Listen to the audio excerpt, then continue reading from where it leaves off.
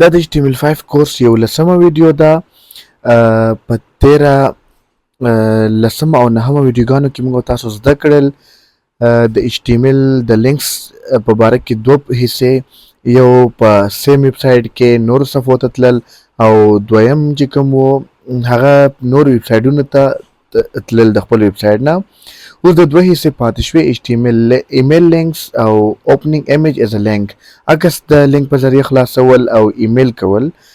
چې تاسو یو چاته څنګه ایمیل کولی شئ یو کلیک سره، یا خپل ایمیل ورکولی شئ په خپل ویب سایټ کې چې هغه باندې څوک کلیک کوي ډایرکټ به تاسو ته ایمیل کیږي، تاسو ایمیل به په هغې کې لیکلی شي خو هلته به ایمیل نه شو کیږي او لیکل به شو کیږي. دا به موږ زده کوو او بل به دا زده کوو چې موږ عکس څنګه په ایمیل کې خلاص کړو. دلته پارت 3 شروع شو. اولنۍ دوه حصې چې موږ کړې وې هغه یو دا وه او بل دا وه. دې دپاره تاسو لسمه او نهمه ویډیو وګورئ او د اوس ویډیو کې به موږ تاسو اوس دا زده کوو. دلته به یو هیډینګ اول ورکو H3، دلته به ورکو ایمیل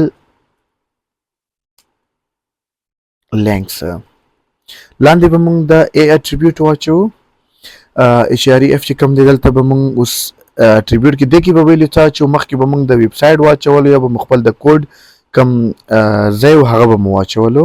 دلته اوس موږ څه کوو، اول لیکو میل ټو، دا به تاسو ولیکئ میل ټو MILTO میل ټو. دلته به اوس تاسو یو ایمیل ورکئ.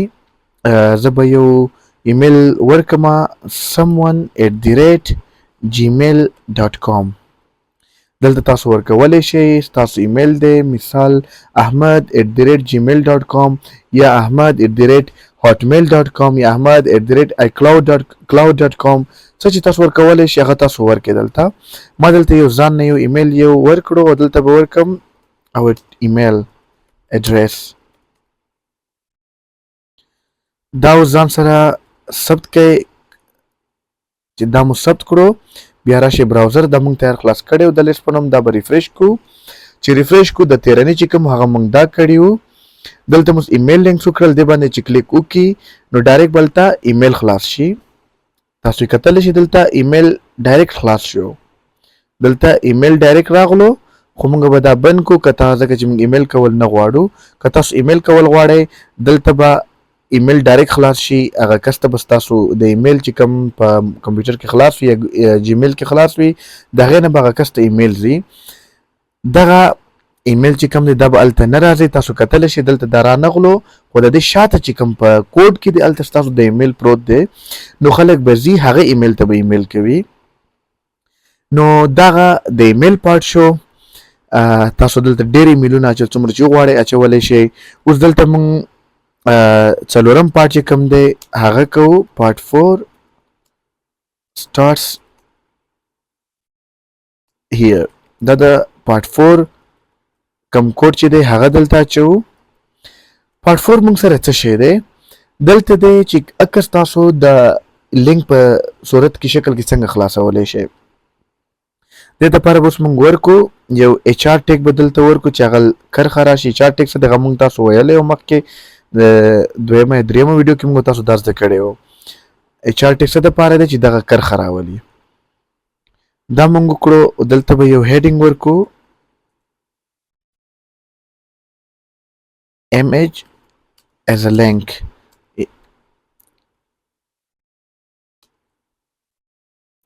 اوس به موږ راشو دلته به یو انکر ټیګ واچو.